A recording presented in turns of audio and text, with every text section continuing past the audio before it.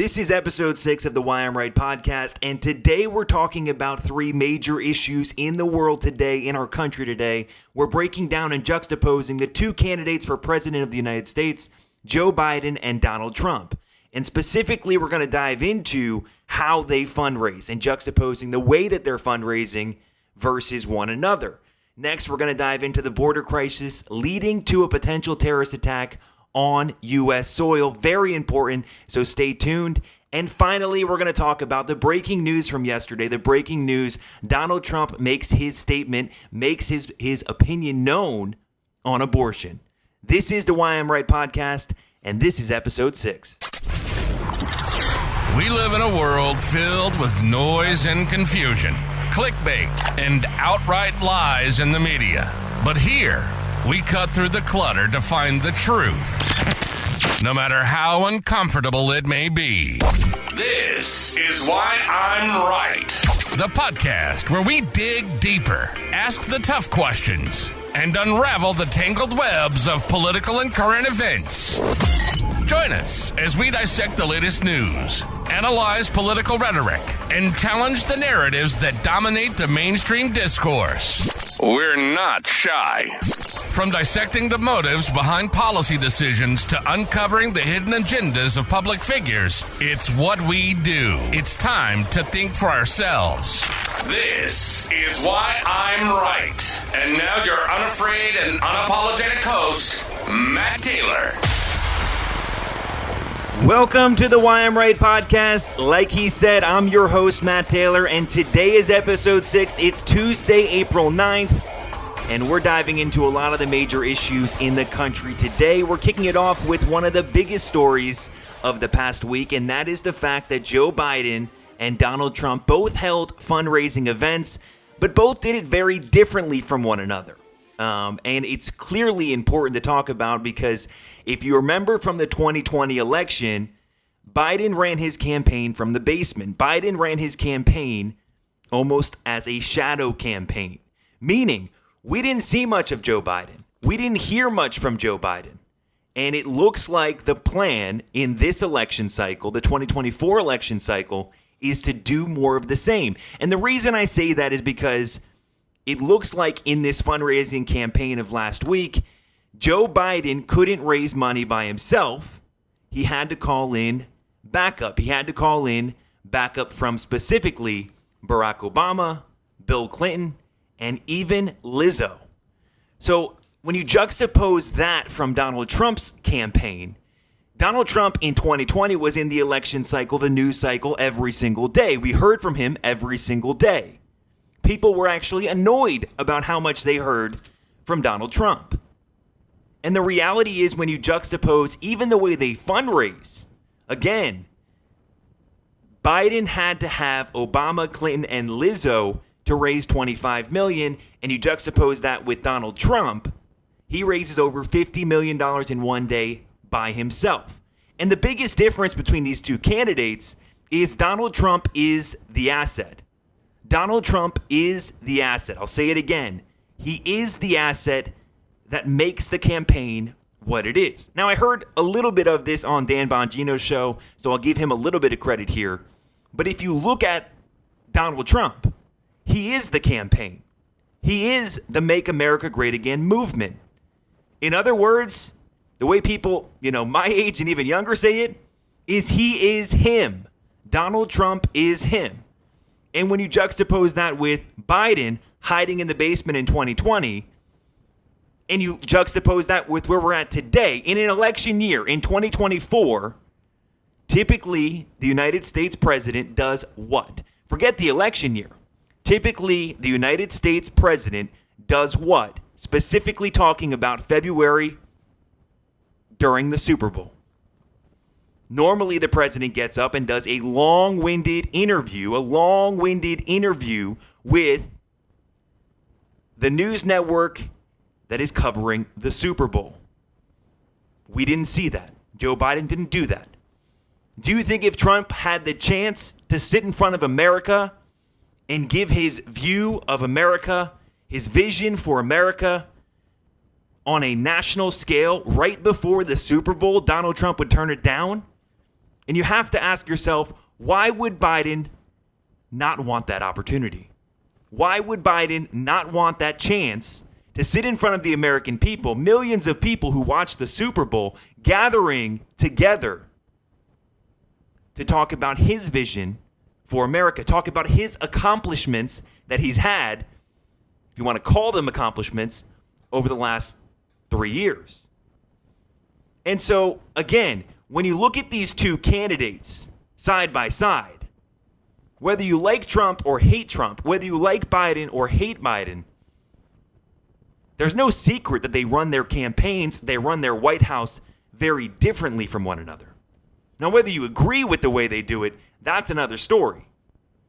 But I believe the real reason we don't see Joe Biden doing the Super Bowl interview, we don't see Joe Biden being able to fundraise by himself, is because he's not likable.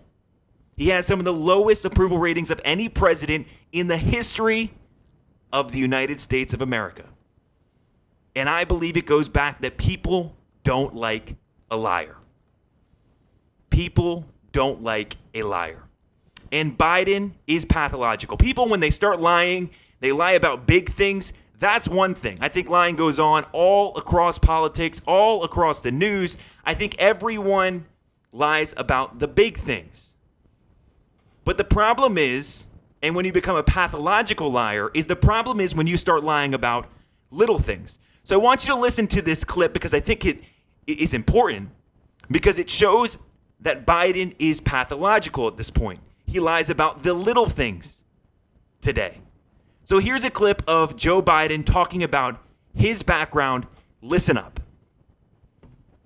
Sort of raised in the Puerto Rican community. I had a very close relationship with the Greek American community, for real. I am Joe Bidenopoulos. I grew up in a heavily Irish Catholic community in Scranton, Pennsylvania, and a heavily Italian Polish community. When I say I got raised in the black church, he knows I'm not kidding. The Persian culture is amazing.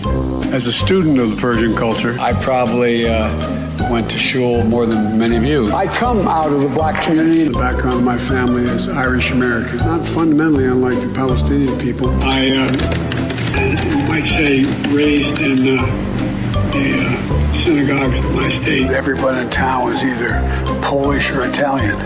I grew up feeling self-conscious. My name didn't end in an SKI. I was raised in a neighborhood where I felt self-conscious. My name didn't end in O. That's kind of how I was raised, like so many Americans of Irish heritage. In HBCU in your home state, Mr. President. Let me tell you, forget about it. That's right. That's where I got raised, man. So if you listen there, Joe Biden was raised in the black, Polish, Christian, Jewish, Greek. I can go on. I mean, what is that? And that's where I'm starting this podcast, because it's important to lay a foundation here. It's important to say, if he's willing to lie about all of that, what else is he willing to lie about? What else are they willing to hide from you? What else are they willing to hide from us? And so I go back to it. When you look at the way these two campaigns fundraised, and even timing is important. And Trump understands this. He's a real politician. Now, he could try to paint himself as being an outsider, and in some ways he is. I think he's very anti-establishment. I think he's someone that doesn't come from the political establishment, yes. But Donald Trump understands the importance of politics, the importance of optics. And I don't know if it's Joe Biden, his campaign, they just don't understand it. But at the same time that Biden does the campaign event, the fundraising event with Obama, Clinton, and Lizzo, who, by the way, is having her own issues right now. A lot of accusations against Lizzo. And again, I believe everyone's innocent until proven guilty. But again, you got to know who you're having come to your events and speak on your behalf. Not a great visual right now, Lizzo. And so at the same time that Biden, Obama, Clinton, and Lizzo are fundraising, is just days after a NYPD officer, Jonathan Diller, was slain in the streets of New York City for doing his job. was slain by someone who was arrested 21 separate times and released on bail many of those times. And so Biden, I'll call him the conglomerate of establishment figures, the last three Democrat presidents of the United States of America, come to New York City, the city where a New York police officer was slain in the streets for doing his job, and Biden ignores it. Biden doesn't go to the wake.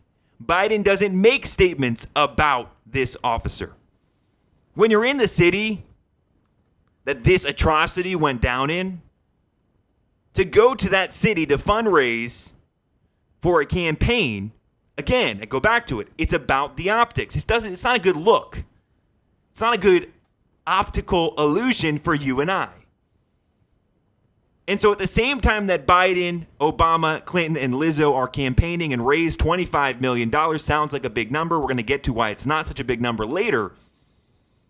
But at the same time they're doing this fundraiser event, Donald Trump flies into New York, wasn't planned to go to New York, but flies into New York to do what is right. And that is to attend the wake, make statements, highlight the importance of law and order, highlight the importance of bail reform. And so when you juxtapose these two candidates, one is running a common sense campaign. The way to get votes is to get out there. The way to get the votes is to do the right thing. The way to get votes is to get your message out there. And the other is running a shadow campaign 2.0. A shadow campaign, the same shadow campaign he ran in 2020. Focusing on billionaires in New York City, not the average everyday American. And so when we see all of these things, you see the fact that Biden will lie about his background, where he was born, where he was raised, who he was raised by.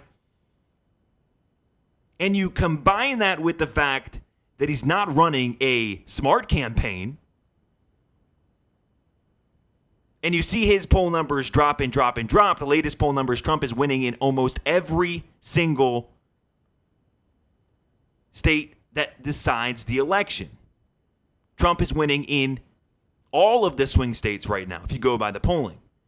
So Biden can be out there in the media saying, I'm winning this election. He's not winning the election. And instead of getting the message out there and highlighting the importance of what he's done over the last 3 years, he's in hiding. He's hiding behind Obama. He's hiding behind Bill Clinton. He's hiding behind Lizzo. And so again, I go back to it. He raised, and I want to say he, again, I'm talking about the conglomerate of establishment figures. The three last Democrat presidents raised $25 million for this mega donor event. And just days later, after Trump at the same time went to the wake for Jonathan Dillard, made statements about law and order, made statements about bail reform, Trump goes at Mar-a-Lago and raises over $50 million in one day. And I go back to it. He is the asset of the campaign.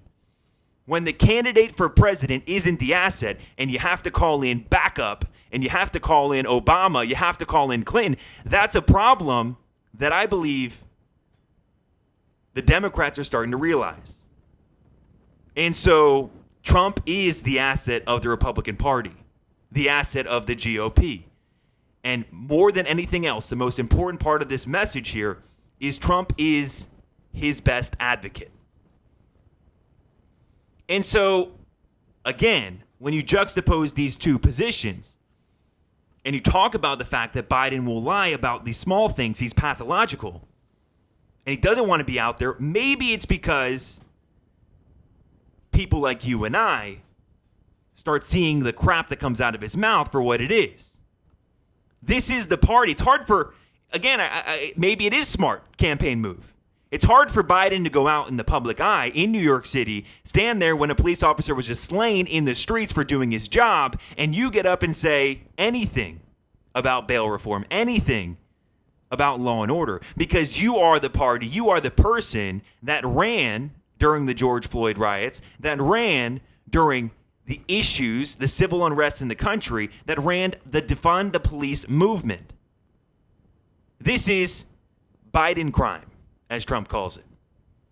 So it's hard for him to get out there and say anything positive or say anything about change because he's the one that changed it for the negative. And you look at the bigger issue.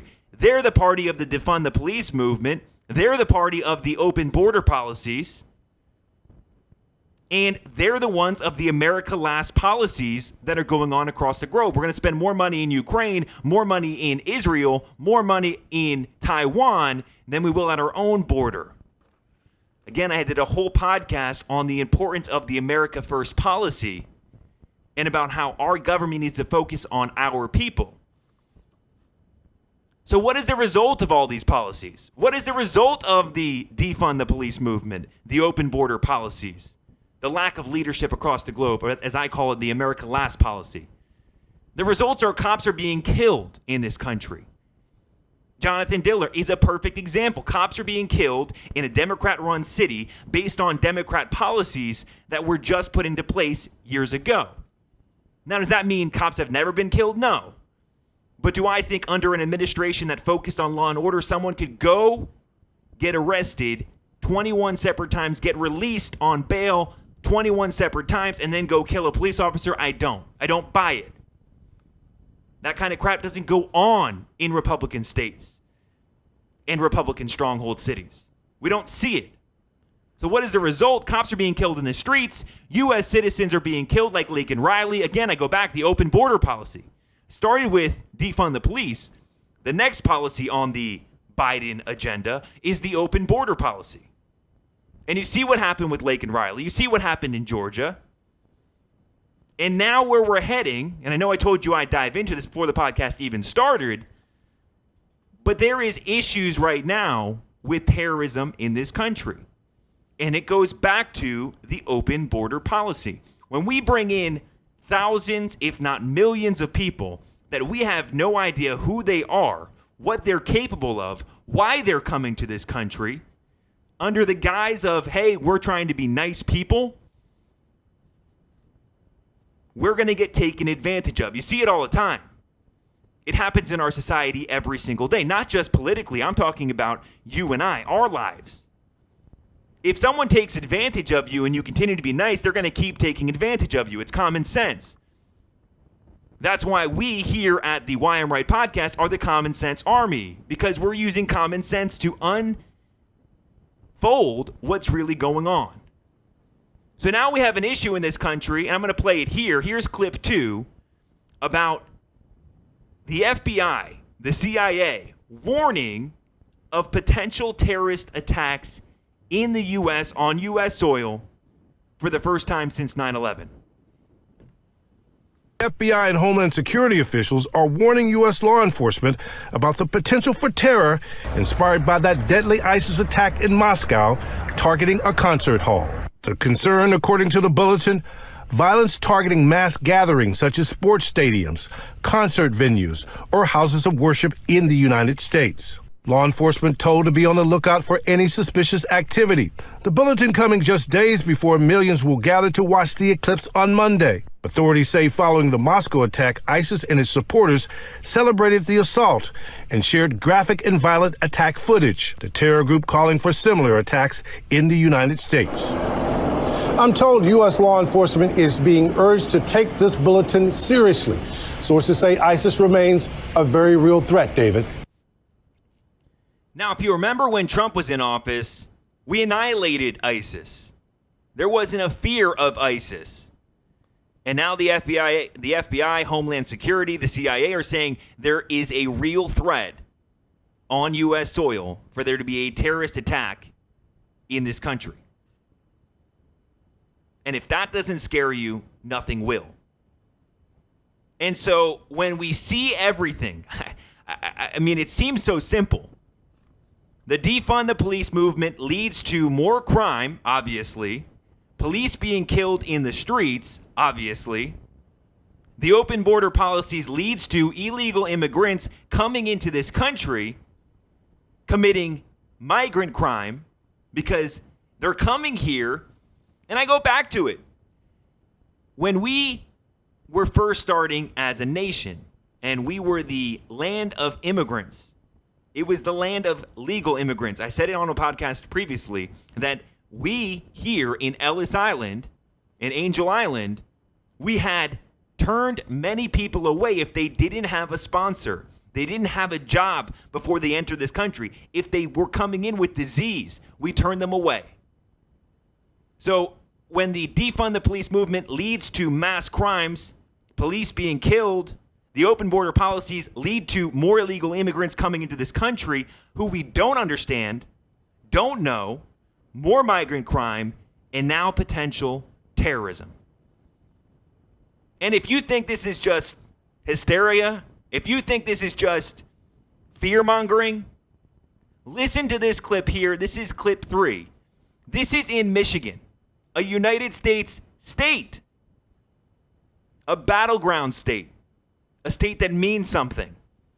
And this was this past weekend in Michigan, again, talking about potential terrorism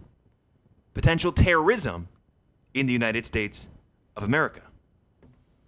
Been asked in the past, why are our protests on the International Day of Quds, why are they so anti-America?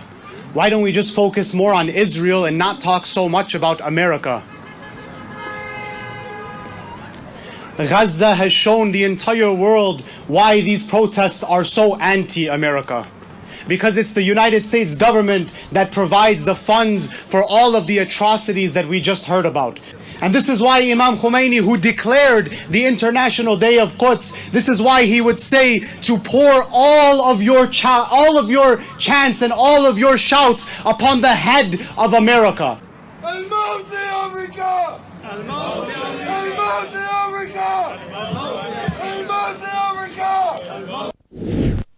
So that is people chanting in the streets, "Death to America." And these aren't streets across the globe. These are streets within the United States. You see the trucks in the background there. This is in Michigan. And people are chanting "Death to America" in our streets. And it goes back to, we need to know who's in this country. Again, it's so hard to even have these podcasts and have a conversation about it because it seems so common sense. It seems so simple. It doesn't mean I don't believe we should allow immigration, but if somebody comes in this country and their first act is to break our laws, trickle down, they're going to break more laws. And when we don't stop anyone from coming in the country, if I was a terrorist organization, what would I do? What would you do? You would take advantage of somebody. You would take advantage of the system that allows you to enter this country to push your agenda, which, again, is not a good agenda for you and I. It's not a good agenda for America. And so I hate saying it, but for the first time since 9/11, I think we're very close. And God forbid, I pray, and my hope for this country, my prayer for this country, is that it doesn't take another terrorist attack on the homeland for us to wake up. But I don't even know how we could reverse this at this point. I don't. Because they're already here. These people are already here in this country, chanting "Death to America" in the streets of Michigan. It's very hard now to get them out of the country because we don't even know where they are. And so I said it's very challenging to even have a conversation about it because this is what's going on. Death to America in the streets of Michigan. Homeland Security, FBI saying there's going to be a terrorist attack. There could be a terrorist attack. There's a real threat of terrorism in this country. And so when I go back to it and I go back to the overarching argument of this podcast, when you juxtapose the positions, the campaigns side by side, maybe it starts to make sense why you wouldn't want the person responsible for a lot of this, the party responsible for a lot of this, to be out in the public eye too much or be out in the public eye by themselves. So call in backup. Call in Obama. Call in Clinton. And have Lizzo play a few songs. Maybe they'll forget. Maybe they'll forget about what's really going on in this country. Maybe they'll forget that inflation is up. Maybe they'll forget that the open border policy is leading to migrant crime. Maybe they'll forget that the defund the police movement is killing cops and having more crime in this country. Maybe they'll forget that the open border policies could lead to an inevitable terrorist attack on our soil. And so I say it now. We need to ask why we're doing this. It's no longer a hypothetical. These people are here. These people are saying and chanting death to America in our streets. What are we going to do about it? What are you going to do about it? Because I could tell you something. The response from the Democrat Party, the response from Joe Biden is vastly different than the response would be from a Donald Trump or from the Republican president right now. An administration run by Trump would not stand for death to America being shot on the street. We saw what happened to ISIS when Trump was in office. They were annihilated. And we all know the famous speech, Abu Bakr Baghdadi is dead. He died like a dog. And again, I'm not calling for violence against anybody, but when someone's in the streets of America yelling death to America, and we have Homeland Security telling us there's going to be a terrorist attack in this country, maybe mean tweets are okay. Maybe he died like a dog is okay. Maybe that's where we need to go. Because these people aren't messing around. This is not a joke to them. So ask yourself why. Ask yourself what you think. Think for yourself here. And again, I say we're the common sense army because all of these things I've said, none of this is me being intelligent. None of this has anything to do with me being an intellect. It is all to do with common sense. So we're going to move on now. And again, I'm sure we're going to hear back from this. I hope we don't ever hear death to America in the streets again. I hope we don't have any terrorist attacks in this country. But I'll tell you one thing before we move on, that if a terrorist attack happens in this country, we saw what happened during 9/11. What happened? United States came back stronger. And we'll come back stronger again. I have no doubt about that. But if a terrorist attack happens in this country right now, similar to it, a 9/11 event, again, God forbid, anything happens in this country. But when you have people chanting death to America on American soil, Homeland Security telling us a terrorist attack is coming, if something like that does happen in this country, I'll tell you who's going to have a major issue. It's going to be the Democrat Party. It's going to be Joe Biden. Because people who are on the fence about mean tweets, Mr. Mean Tweets, are going to be really against Biden crime, Biden terrorist, Biden immigration. And I'll tell you, it's going to be a transformation in this country like we've never seen before. Again, I hope none of that happens. I hope it doesn't take a terrorist attack for us to wake up. I said earlier, my prayer for this country is it doesn't take a 9/11 type event for us to wake up. But I'll tell you, if it does happen, I believe the Democrat Party is dead. Meaning, I don't believe there's a future for Biden. I don't believe there's a future for open border policies. I don't think there's a future for defund the police movements. I don't think there's a future for a lot of the policies that they stand for. And so we're going to move on here, but I'm sure we'll be back to this exact issue in a few days because this is not going anywhere, folks, and it's something we have to be fearful of. Because when they're telling you it's going to happen, that's not a joke. They don't want that news. They don't want that out there. So next on the agenda, the final thing on our agenda today is to talk about Donald Trump coming out and giving his stance on abortion. Now, I started juxtapose the two campaigns. This issue is probably the biggest divide we're seeing. Democrats pro-abortion, Republicans pro-life. That's what it seems like, at least from the top down. So Trump comes out. Here's clip 4. It's a little bit long, but listen to it because it's very important. And it goes back to what I said, the way they're running these two campaigns. One's running it like a fool. The other's running it with a common sense mindset. And so listen to Trump here. Here's cut 4, Trump on abortion. Many people have asked me what my position is on abortion and abortion rights, especially since I was proudly the person responsible for the ending of something that all legal scholars, both sides, wanted and, in fact, demanded be ended. Roe v. Wade. They wanted it ended. It must be remembered that the Democrats are the radical ones on this position because they support abortion up to and even beyond the 9th month. The concept of having an abortion in the later months and even execution after birth, and that's exactly what it is. The baby is born, the baby is executed after birth, is unacceptable, and almost everyone agrees with that. My view is now that we have abortion where everybody wanted it from a legal standpoint, the states will determine by vote or legislation or perhaps both, and whatever they decide must be the law of the land, in this case, the law of the state. Many states will be different. Many will have a different number of weeks, or some will have more conservative than others, and that's what they will be. At the end of the day, this is all about the will of the people. You must follow your heart or, in many cases, your religion or your faith.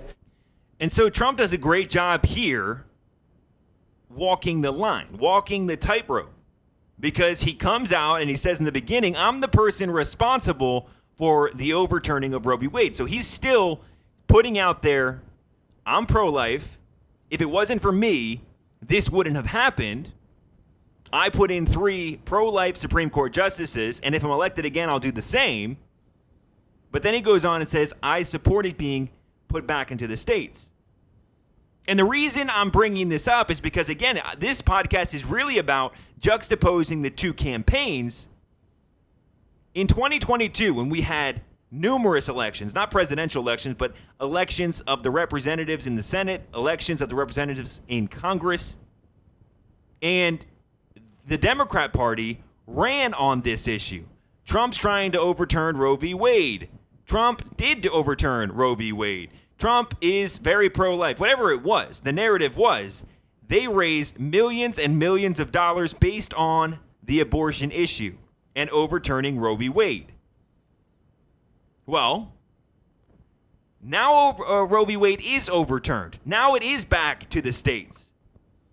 And if Trump goes out in the public eye yesterday and says, I support a federal ban on abortion, which many pro-life people support, many pro-life people want, many pro-life people advocate for, if Trump does that, that's just going to be clipped. And that's going to be the next Democrat presidential advertisement. So this is a big step for the pro-life movement because guess what? If it wasn't for Trump, Roe v. Wade wouldn't have been overturned, A. B, we already know Trump already put on 3 pro-life Supreme Court justices, and if he gets elected again, it looks like he's going to have at least one more that he could put on, and he will put on. And so there's hope in this statement for people who support the pro-life movement. There's hope for the people who are looking for that federal ban. But politically speaking, this is a genius move by Donald Trump because he's not giving the Democrats what they want. They put it out there, right? It's a trap. If Trump goes out there and says, I support a federal ban on all abortion at any point in time, you can't do it no matter what happens with rape, no matter what happens with incest, no matter what happens with health of the mother. He actually says later in that statement, I had to cut it short because it's a long statement here. He goes on to say he supports exceptions for rape, incest, and when it's going to harm the mother.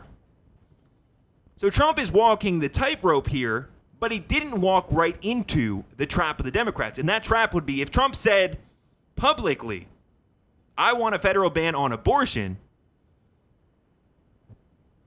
anyone that has any pro-abortion mindset is turned off completely to Trump for years to come. Turned off completely to even considering Donald Trump. He understands America. He understands this issue is a divisive issue. The divide in America is real on this issue. And while he gets out and says his belief, his opinion, his position on abortion, his religious opinion on abortion, he's not giving the Democrats something to make their rally cry. He's not giving them that cut that they want where he says, I'm going to ban abortion across the country. And so again, I say it. These two campaigns are vastly different. One will lie to you about things that don't even matter to you. One will hide in the basement. One will need backup from Obama and Clinton and have Lizzo strum her little guitar. I don't even know if she could play the guitar, but have Lizzo serenade you. And the other uses common sense. One supports defund the police movement. One supports an open border policy. One is focused on the America Last policy as it stands with issues across the globe. And the other is law and order. The other is build the wall. The other is America first. And this issue is the same thing. We have a common sense approach here where it's going to go back to the states. He understands it's going back to the states, and he's still giving the hope to the pro-life movement long term that if he were to put another Supreme Court justice that is pro-life on the Supreme Court, maybe there are steps moving forward because he gave you his opinion, he gave you his position on it, but he's also not giving the Democrats something to run on. Roe v. Wade is already overturned. It's not going to get overturned. It's not happening. And so when you look at this, the Supreme Court already made its ruling. And I don't see a path to it becoming the law of the land again. So Trump knows that right now, and he knows he can only go further his direction, the pro-life direction. But he's not willing to give the Democrats something to run on. Again, common sense. Common sense campaign is going to beat a campaign full of fools. So when we look across the country and we see everything from Jonathan Diller being killed in the streets due to defund the police movement and soft on crime policies in Democrat-run cities, we see open border policies that lead to potential terrorist attacks that lead to the killings of people like Laken Riley in Georgia. And then we look at the America Last policy where we're sending billions and billions of dollars overseas to support Taiwan, to support Ukraine, to support Israel.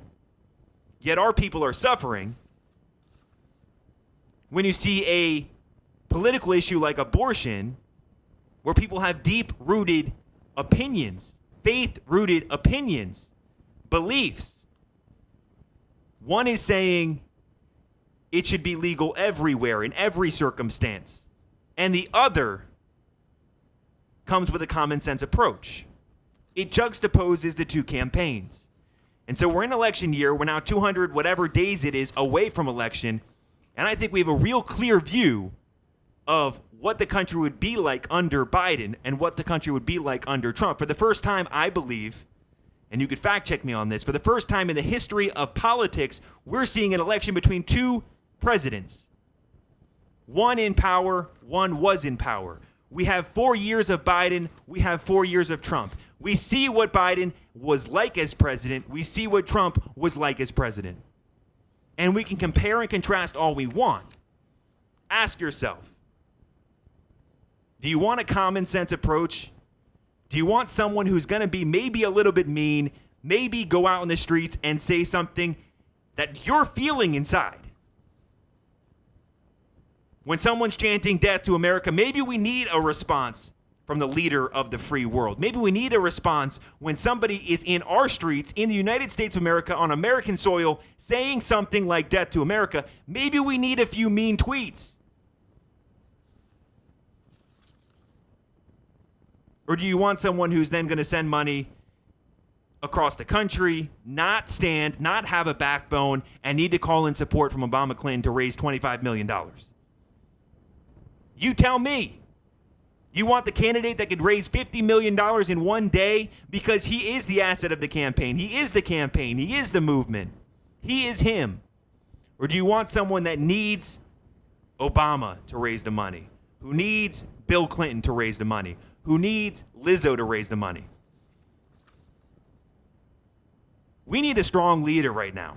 America more than ever before needs a strong leader in the White House with common sense. And so as this episode ends and we're looking at the future here of the Why I'm Right podcast, we're going to have some more episodes coming out this week. We're going to talk about DEI. I know it's something that's very important. We're going to look at what Elon Musk has said on DEI. That's diverse, equity, and inclusion, policies that need to DIE. They need to die in this country. We're going to look at the education crisis and what's going on right now with Biden and his student loan forgiveness, as I call bribery scandal he's doing right now, where he's trying to forgive student loan debt to buy votes, and talk about how we can actually make real change with the education crisis in America right now. When teachers are only making $30,000 a year, $20,000, $40,000 a year, and they can't even support their family, but we want them to teach our youth, that's a problem in this country. And then we're going to talk about later in the week the 2024 election and some of the laws that need to go into place and some of the laws that have been put in place since 2020 that could help Democrats steal the election. And I've said it a million times on this podcast, the MO of the Democrat Party, and you'll hear this over and over from me, the MO of the Democrat Party and its politics 101 is accuse the other side of doing exactly what you're doing. So when they say stuff like Trump's going to steal the election, Trump's a racist, Trump is doing all these things that are going to harm you, don't take my word for it. Look into it for yourself. Who's trying to steal the election? So we got a lot coming up this week. Again, this has been the Why I'm Right podcast. We need you to share these videos with your friends, with your family, with people, because we need more people to wake up in this country. And like I said earlier in the podcast, I don't want it to be a terrorist attack. I don't want a terrorist attack to have to be the reason we wake up. We have an opportunity right now to wake up before something bad happens. I hope it's not too late. I hope it's not too late. So share these videos with your friends. Let's grow this podcast and let's grow the common sense army, folks. We need it right now in this country more than ever before. Again, have a great week. This has been the Why I'm Right podcast, and I just told you why I'm right. You've been listening to Why I'm Right. Thanks for being a part of the Common Sense Army. Our passion is to cut through the noise and confusion and to bring light to clickbait and outright lies in the media. Unafraid, unapologetic, real and raw. We hope you've enjoyed the show. If you did, make sure to like, rate, and review. We'll be back soon. But in the meantime, find us on Instagram at Why I'm Right, on X at Why I'm Right Pod. And for more, hit the website at www.whyimrightpodcast.com. See you next time.